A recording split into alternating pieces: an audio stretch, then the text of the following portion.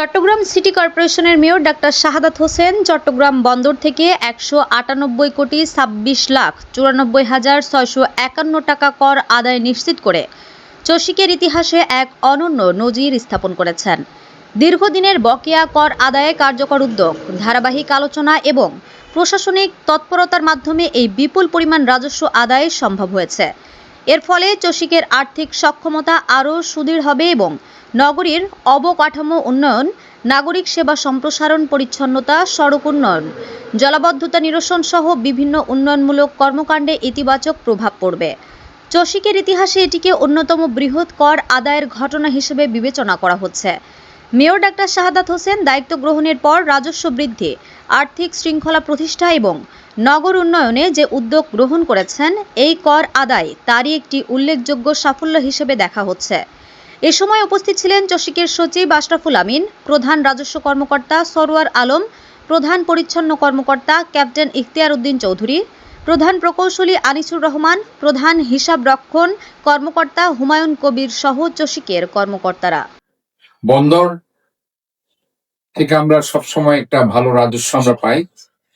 আমরা দেখেছি বিগত সরকারের সময়, বিশেষ করে আমরা যদি দেখি যে শেষ যেটা হয়েছে 16-17 সালে অথবা 17-18 সালে যে অ্যাসেসমেন্টটা হয়েছিল, সেখানে 45 কোটি টাকা ধার্য করা হয়েছে। তো এরপরে আমি চিটাগং সিটি কর্পোরেশনের মেয়র হিসেবে যোগ দেওয়ার পরে প্রথম আমি এই ব্যাপারে প্রতিবাদ করি যে এটা আসলে অনেক কম ট্যাক্স সিটি কর্পোরেশনকে দেওয়া হচ্ছে। কারণ আমরা কোনো ধরনের তাদের কাছ থেকে কম্পেনসেশন চার্জ আমরা নিই না। যদিও আমাদের শহরের যে রাস্তাগুলো আমাদের ইঞ্জিনিয়াররা সে রাস্তাগুলো তৈরি করে, সেটা হচ্ছে 10 টন ধারণ ক্ষমতা। কিন্তু আমরা দেখি বন্দরের 40 থেকে 50 টন ধারণ ক্ষমতা সম্পন্ন গাড়ি আমাদের রাস্তার উপর দিয়ে চলে, এবং যার কারণে কি রাস্তাগুলো নষ্ট হয়ে যায় এবং বছরে আমাদের 400 থেকে 500 কোটি টাকা এক্সট্রা শুধু রাস্তার জন্য খরচ হয়।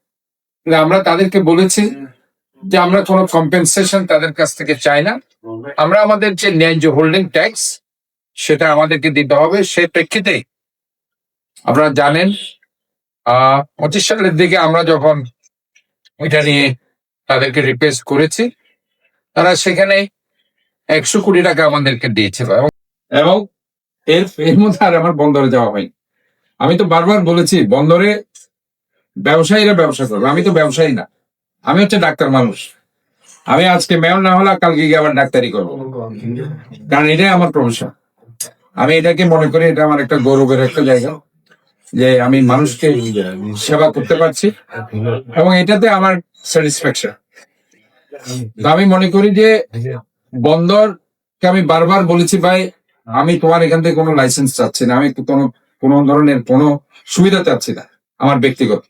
আমি সিটি কর্পোরেশনকে আমি আমার রাজস্বটা তোমাকে দিতে হবে, কারণ এই রাজস্বটা আমার খুবই দরকার আমার শহর উন্নয়ন, আমার শিক্ষা, স্বাস্থ্যের জন্য। আজকে আমি স্বাস্থ্য বিভাগে যখন যাই, আমার মনে হয় যে আমার একটা হেভি ডায়াথার্মি মেশিন গাইনি ওয়ার্ডের জন্য দরকার। অনেক সময় আমি টাকার জন্য কিনতে পারি না। অনেক সময় আমার মনে হয় যে শিশুদের জন্য একটা আইসিইউ দরকার। আমি পরবর্তীতে এই টাকা সিটি কর্পোরেশন থেকে না পেয়ে আমি একজন ব্যবসায়ীর কাছে রিকোয়েস্ট করেছি, পিএইচপি গ্রুপ, তারা সেটা করে দিচ্ছে। আমি অনতিবিলম্বে সেটা উদ্বোধন করব। আমরা যত উন্নয়ন করি না কেন, হঠাৎ কোনো কারণে যদি স্কুলের ভবনটা ভেঙে যদি কোনো একটা ছাত্রী মারা যায়, এই দায়িত্ব নেবে। আমার এত উন্নয়ন আর কোথায়